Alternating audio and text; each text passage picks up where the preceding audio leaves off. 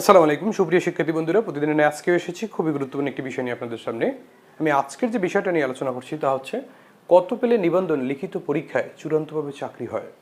অর্থাৎ অনেক শিক্ষার্থী বন্ধুরা রয়েছেন যারা বিভিন্ন মাধ্যমে জানতে চাচ্ছেন যে স্যার নিবন্ধন রিটেন পরীক্ষায় কত পেলে নিশ্চিত চাকরি হবে, এই ব্যাপারটা নিয়ে যদি কিছু বলতেন তাহলে উপকৃত হতাম। হ্যাঁ, এই বিষয়টার উপরে কথা বলাই হচ্ছে মূলত আজকের এই ভিডিওর মূল প্রতিপাদ্য বিষয়। তো আলোচনায় যাওয়ার পূর্বে কে কোন জায়গা থেকে দেখছেন একটু কমেন্ট বক্সে জানিয়ে দিন, আর যারা চ্যানেলটি এখনও সাবস্ক্রাইব করেননি দ্রুত চ্যানেলটি সাবস্ক্রাইব করে নিয়ে পাশে থাকা বেল আইকনটি প্রেস করে দিন। তো যাই হোক, মূল আলোচনায় চলে যাচ্ছি। হ্যাঁ বন্ধুরা, প্রশ্নটি হচ্ছে কত পেলে নিবন্ধন লিখিত পরীক্ষায় চূড়ান্তভাবে আপনার চাকরি হবে। এখন দেখুন, এখানে একটি লম্বা একটি লাইন দিয়েছি এবং বক্সে বক্সে বিভিন্ন পয়েন্ট করে দিয়েছি। এই পয়েন্টের আলোচনা করলে আপনি বুঝতে পারবেন যে আপনার কত পেতে হবে, কিভাবে প্রস্তুতি নিতে হবে, এই সকল বিষয়ের উপরে সামগ্রিক ধারণা চলে আসবে। তো যাই হোক, দেখি প্রশ্নটা যে করা হয়েছে কত পেলে চাকরি হবে, প্রশ্নটা এক ধরনের আপেক্ষিক প্রশ্ন। কারণটা কি জানেন?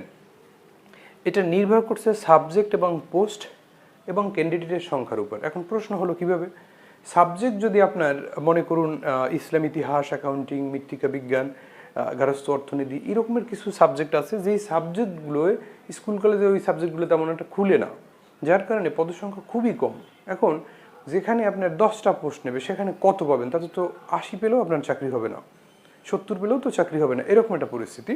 তার মানে একটা হলো সাবজেক্টের উপরেও যেমন নির্ভর করছে তেমন পদসংখ্যার উপরেও নির্ভর করেছে। সাবজেক্ট এবং পদসংখ্যা, সাবজেক্ট খুব ভালো সাবজেক্ট, মনে করুন বাংলা, অঙ্ক, ইংলিশ, কিন্তু পদ আছে 100 বা 150, তাহলেও কিন্তু এটা বিষয় জটিল ব্যাপার। তখন কিন্তু নাম্বার আপনাকে 60+ কিন্তু পেতে হবে। এবার ক্যান্ডিডেটের সংখ্যার উপর, মনে করুন আমি দেখেছি যে যারা আর্টস বিভাগে পড়াশোনা করেন তারা এই যে পলিটিক্যাল সায়েন্স, এটা হচ্ছে তাদের প্রথম চয়েস থাকে। সেখানে দেখবেন হাজার হাজার শিক্ষার্থী সারা বাংলাদেশ থেকে। তো এখন সেখানে আপনার দেখেন এই কোটা আছে 1000, 2000 বা ধরেনের বেশি আছে, কিন্তু ক্যান্ডিডেট এত বেশি হওয়ার কারণে ওখানে আবার লিখিততে তাদেরকে আউটসাইন করতে হয়, খুব বেশি নাম্বার ক্যারি করতে হয়। তার মানে হচ্ছে এগুলো হচ্ছে নির্ভর করছে যেমন সাবজেক্টের উপর, পোস্টের উপরে, তেমনই ক্যান্ডিডেটের সংখ্যার উপরে। এখন দেখুন এখানে কিন্তু আমি একটু ইনফরমেশন দিয়েছি যে ইতিহাস, যদি ইতিহাস হয়, অ্যাকাউন্টিং হয়, মৃত্তিকা বিজ্ঞান বা অন্যান্য যে বিষয়গুলো আছে সেক্ষেত্রে কোটা কম থাকে, আর এই কোটা কম থাকার কারণে নাম্বার কিন্তু আপনাকে অধিক নাম্বার ক্যারি করতে হবে, সেটা কিন্তু আপনাদের মাথায় রাখতে হবে।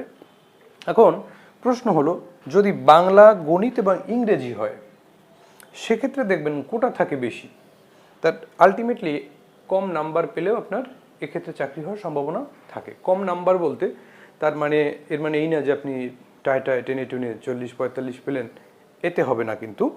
কারণ হলো এখানে একটা জিনিস দেখুন, নিবন্ধনে নাম্বারের অর্থাৎ নিবন্ধন রিটেনের ক্ষেত্রে নাম্বারের গ্রহণযোগ্যতা শুরু হয় এই 50 থেকে, অর্থাৎ আলটিমেটলি আপনার 50 পেতে হবে, এরকম একটা ব্যাপার। এই 50 থেকে আপনার গ্রহণযোগ্যতা শুরু হবে। আচ্ছা, এরপরে দেখুন যদি কোটা বেশি থাকে, 3টা এখানে ধাপ আছে। যদি কোটা বেশি থাকে, শিক্ষার্থী মিডিয়াম বা কম, তাহলে কিন্তু 55 থেকে বেশি আপনাকে নাম্বার ক্যারি করলে কিন্তু চাকরি হওয়ার সম্ভাবনা থাকবে। আমি আবারও বলছি, আই রিপিট, কোটা বেশি থাকলে আপনার সেখানে কিন্তু 55 থেকে বেশি করে নাম্বার যে যত পাবেন তার চাকরি হওয়ার সম্ভাবনা তত বেশি থাকবে। এখন প্রশ্ন হলো কোটা যদি কম থাকে, সাবজেক্ট ভালো, কোটা কম, তাহলে কিন্তু সেখানে আপনার 58+ থেকে বেশি নাম্বার ক্যারি করতে হবে আপনাকে। এরপরে দেখুন যদি অতি কম থাকে, অতি কম বুঝতে পেরেছেন, সাবজেক্টও ভালো না, পদসংখ্যাও কম, সেক্ষেত্রে কিন্তু আপনার 60-এর বেশি নাম্বার পেতে হবে, সেটা 65, 70 এরকম একটা নাম্বার। এখন প্রশ্ন হলো এই তাত্ত্বিক বা লিখিত টাইপের, মুখস্থবিদ্যা টাইপের এই পরীক্ষাগুলো 60, 70 বা 80 নাম্বার ক্যারি করা খুব টাফ। যেমন ম্যাথের ক্ষেত্রে সেই জিনিসটা কিন্তু 70, 80, 85 এরকমের নাম্বার ক্যারি করা যায়, কারণ এটা কিন্তু একটা গাণিতিক একটা হিসাব, মিলিয়ে দিতে পারলেই নাম্বার। তো এখন বিষয়টা আপনারা বুঝতে পেরেছেন যে কত পেলে চাকরি হবে সেটা কিন্তু নির্ভর করছে পোস্ট, ক্যান্ডিডেটের সংখ্যার উপর এবং আপনার বিষয়ের উপর। তার মানে আমি আবারও বলছি, যারা বাংলা, অঙ্ক, ইংলিশ, পলিটিক্যাল সায়েন্সের মধ্যে কমন সাবজেক্টগুলো আছেন তারা 55+ পেলে আপনাদের রিটেনে কিন্তু উত্তীর্ণ হতে শুরু করবেন। এরপরে কম যদি থাকে সেক্ষেত্রে কিন্তু 58+ থেকে আপনারা উত্তীর্ণ হতে শুরু করবেন, এবং সেটা যদি অতি কম থাকে, অতি কম বলতে খুবই কম, সেক্ষেত্রে কিন্তু 60, 65 খুব ভালো পরীক্ষা দিয়েও কিন্তু আপনি উত্তীর্ণ নাও হতে পারেন। বিষয় কিন্তু এটার উপরেই নির্ভর করছে। আশা করি আজকের আলোচনার মাধ্যমে আপনাদের ধ্যান ধারণা এবং যে জল্পনা কল্পনাগুলো ক্লিয়ার হয়ে গেছে। আসছি পরবর্তী সময় নতুন একটি ভিডিও এবং টিউটোরিয়াল নিয়ে, সে পর্যন্ত ভালো থাকবেন, সুস্থ থাকবেন এই কামনায় আজকের এ পর্যন্তই। আল্লাহ হাফেজ।